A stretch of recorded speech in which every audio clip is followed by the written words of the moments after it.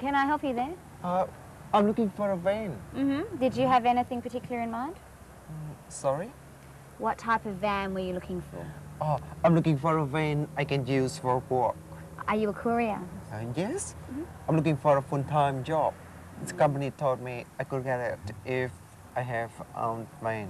And are you working for this company at the moment? Only part-time. Well, I'm sure we can help you out. We've got several vans in stock at the moment. I'm sure one of them will suit you. By the way, I'm Anna. And you're? Phong. G'day, Phong. Good day. Well, Phong, obviously you want something reliable that won't cost you the earth in petrol and parts and at the right price, eh? And what price range were you looking at? Sorry? How much money did you want to pay for the van? I don't know. I need to buy it as cheap as possible. I work part-time and get some social security, but I don't have very much money in the bank. Well, I think I've got just the van for you. Oh, yes? It only came in last week. Well, Phong, this is the van for you. Yep. She's a little beauty. Yeah. She's only done 80,000 K, new tyres, absolutely no rust. Yeah? The engine's mechanically sound. It's got a fantastic interior. It's an absolute bargain. What do you think? It's very good. Yes. Well, what if we take it for a test drive and see what you really think? Yes. Okay, I'll just get the keys. I'll be back in a moment. Okay.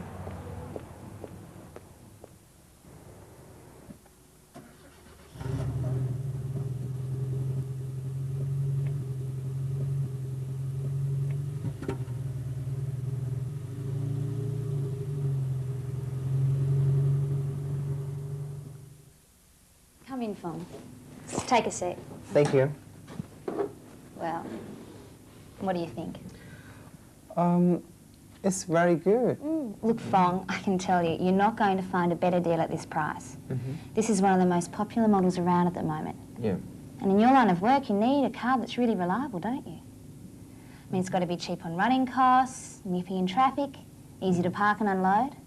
I'm telling you now, you're not going to find a better van for what you need. And I can tell you really need this van, so I'm prepared to throw in 12 months warranty for any replacement parts. It's a very good van, but $15,000 is a little expensive. I'm not sure I can afford that much. Phong, it might seem like a lot of money now, but it's going to save you so much more in the end. So look, if you go for anything cheaper, it's just going to cost you a lot more in the long run. It's not going to be reliable, it's going to break down all the time, you have to pay a heap more in parts. Now look, I really want to help you get this business started, and I can tell it means a lot for you. So we could probably throw in 12 months registration free. What do you say? If you're worried about finance, it doesn't have to be a problem at all. We can organise everything for you right now through Oswald Finance. So you can give me finance? Yeah, sure. Oh, good. I can show you a copy of the contract now if you like. Yep. It's a standard contract, same one everybody gets. Yep. But I guess you want to know about repayments. Yeah. Okay, let's just see if we can work that out for you. Okay, purchase price is $15,000 plus consumer credit insurance, which of course you can take out through the same company if you like. It's about $500, which ends up being $16,500 over 5 years at 21% interest, which comes to $446 a month. So for just over $100 a week, you've got your own business. This contract, maybe I need someone to look at it for me because I don't really understand. Look, Phong, like I said before, this is the same contract that everyone taking out a loan like this signs. There's absolutely nothing in it to worry about. All that we have to do is write in the monthly repayments. Okay. Now, on page 10 is the conditions that apply to the finance. The main thing is that because you don't have any assets to use as collateral, Oswald Finance will hold a bill of sale over the car. That's in the unlikely event that you can't meet the repayments. Anyway, I'll organise some consumer credit insurance just in case you have any problems with the repayments. Other than that, it's all completely straightforward. Maybe I should discuss with my wife. Absolutely. You should discuss it with your wife. Yep. I mean, it's your business, it's your dream. But Phong, you need the van. Without the van, you've got no business. You've got no job, right? Now just think, this is the right van for you at the right price. And I've got to tell you, this is a very popular model. There's no way I can guarantee that it's going to be here when you get back. Mate, it's going to be gone. It'll be gone, and I'll tell you now, if other cars do come in, they're going to cost a lot more than this one. But Fong, just think. When you go back to your wife, think of how happy she's going to be to see this new van. And the best of all is you're going to be working for yourself. You'll have your own business by Monday. I mean, at $100 a week, you're going to be making 10 times that working for yourself. Just think about it. And I only have to pay $100 per week. $446 a month is all it's going to cost. All I have to do is go out, finalise the repayments, ring Oswald Finance, and it's all settled. You're on your way. Why don't you just check over the conditions while I'm out? Okay?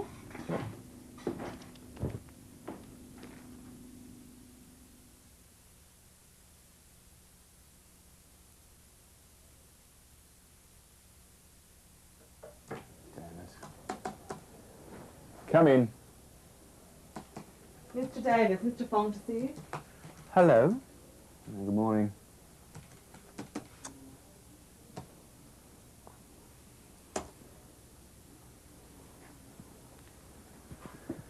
Sit down, sit down, sit down. Yep, thank you.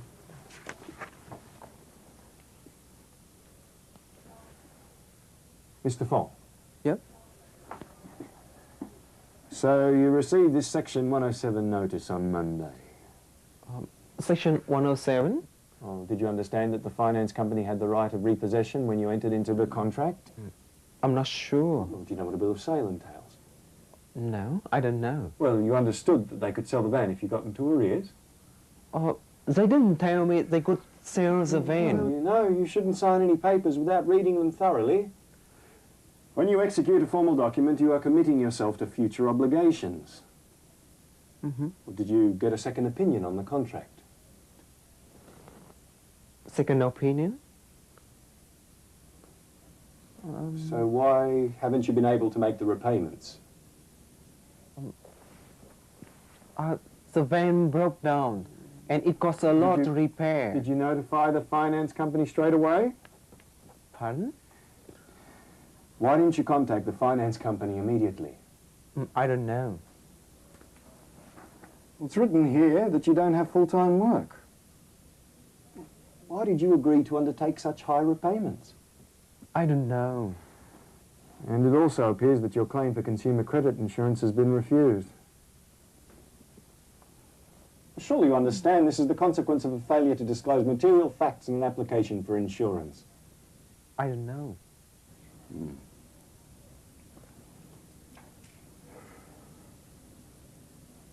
Well, it's possible to challenge this contract.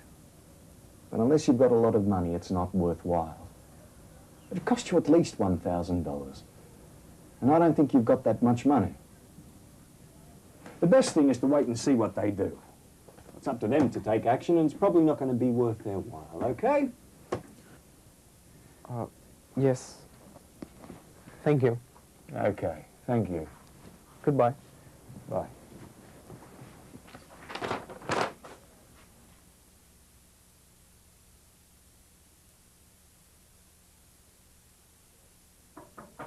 Come in. Mr. Davis, Mr. Fong to see you. Hello. Hello, I'm Bill Davis. I'm Fong. Please take a seat, Fong. Thank you. So, you received one of these terrible notices from the finance company on Monday. Yes? Well, do you understand that it gives you 30 days to pay the full amount that you owe? Yes. 30 days. And you understand that the finance company has the right to take back your van and sell it to get back their money? No. I'm not sure. What this means is that if there is any money still owing on the loan after the van is sold, you may have to pay the extra amount to the finance company. Yes. The van broke down. Fong, when you signed the contract, did you understand that they could take back the van if you got behind on your loan repayments? I'm not sure. Fong, I'm not certain that you understand all the questions I'm asking you. How much of what I've said so far have you understood? I can understand some words, but not all. Okay. I think it might be better if we get someone who can interpret what we're discussing, okay? I have a friend who can help explain it. It's probably better if we use what's called an accredited interpreter. Well, this is usually someone who's been specially trained for this sort of work. Would you like me to phone now and try to organise an interpreter for later this afternoon? Yes, for this afternoon. Okay, there will be a cost for the interpreting service. We may be able to get this money back later. It'll cost around $65. But if we can't get it back, are you prepared to pay it? Yes. Okay. Come in. Mr. Davis, Mr. Fong to see you, and Mr. Tong. Mr. Fong, Hello. interpreter. Hello, Fong. Please, take a seat. Thank you. Hello, I'm Bill Davis. Hi, I'm Tong and I'm Fong's interpreter today. Please. Thank you. Mr. Tong, now that we have you here as an interpreter, could you please interpret the following conversation in the first person? Anh là thông dịch viên ở đây thì anh có thể nào anh dịch cái cuộc nói chuyện của tôi với lại Phong ở ngôi thứ nhất. Fong, when we were talking this morning, I didn't think you understood everything I said. Phong, hồi lúc mà sáng nay lúc tôi nói chuyện với anh á, tôi có cảm tưởng là anh không hiểu hết tất cả những gì mà tôi nói. What I want to do now is clarify what happened when you signed the contract to buy the van.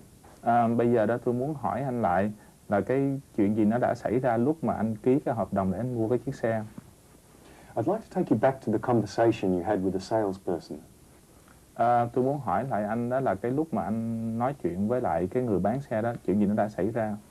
Fong, when you talked to the salesperson about buying the van, did you understand that the finance company could take back the van if you got behind on your loan repayments? Phong, khi mà anh thương lượng với cái người mà bán xe đó, anh có biết rằng công ty tài chính họ có thể họ lấy lại chiếc xe nếu như anh không thể trả nổi tiền nợ không? Tôi không biết là họ có quyền lấy lại cái chiếc xe đó. Tôi đã cố gắng trả nợ đúng hợp đồng. Thế nhưng mà bây giờ thì tôi cần phải gia hạn thêm thời gian để trả nợ. I did not know they could take the van from me. I've been trying to make the repayments on time. Now I just need some more time to pay back the money. Well, it's one of the conditions in the contract. Đó là một trong những cái điều kiện của tờ hợp đồng. Did you have a chance to read the contract and get advice on anything you didn't understand before you signed it? Trước khi mà anh ký cái hợp đồng đó, anh có đọc cái hợp đồng đó hay không? Hoặc anh có hỏi ý kiến một người nào khác về những cái điều khoản mà anh không hiểu không? Họ đưa cho tôi một cái bản hợp đồng vào cái hôm mà tôi mua xe ấy. Thế nhưng mà tôi đọc được tiếng Anh rất là ít. I was given a copy of the contract on the day I bought the van, but I only read a little English. Và tôi có nhờ một người bạn xem hộ, thế nhưng họ nói là ở trong đó chẳng có gì quan trọng cả và không có gì phải lo lắng về cái điều ấy cả. When I asked about someone else looking at the contract for me, I was told that there was nothing important in it and there was nothing to worry about.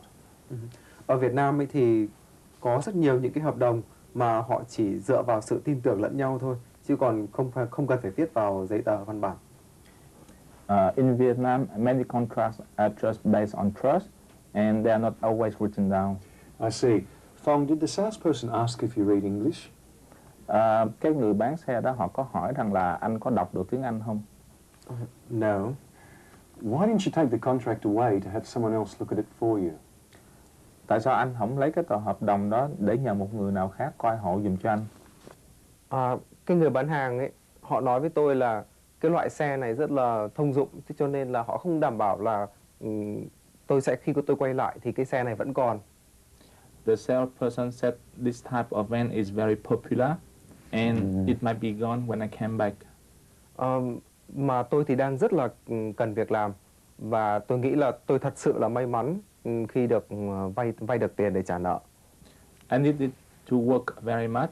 I thought I was lucky to get the loan. Fong, can you tell me why you haven't been able to pay? Phong, anh có thể anh cho tôi biết là tại sao anh không thể trả nổi cái số nợ? Cái công ty mà tôi làm việc cho họ ấy, họ nói rằng là tôi sẽ có một cái việc dài hạn nếu như mà tôi có được cái xe của riêng chính bản thân tôi. The company I work for told me that I would get full-time work if I had my own van. Nhưng mà tôi cũng không có nhiều việc làm Cho nên là tôi không thể nào mà có thể là tiết kiệm được tiền để trả nợ. But I didn't get that much work. It cost me a lot, and I couldn't save any money. Và nếu như mà tôi không làm việc ấy, thì tôi không thể nào có được được hưởng cái trợ cấp xã hội, bởi vì là họ nói rằng tôi đã làm chủ một cái thương nghiệp. When I wasn't working, I couldn't get Social Security because they said that I owned a business. Và 8 tuần trước đây thì cái xe của tôi lại còn bị hỏng nữa. Then about 8 weeks ago, I had a problem with the van.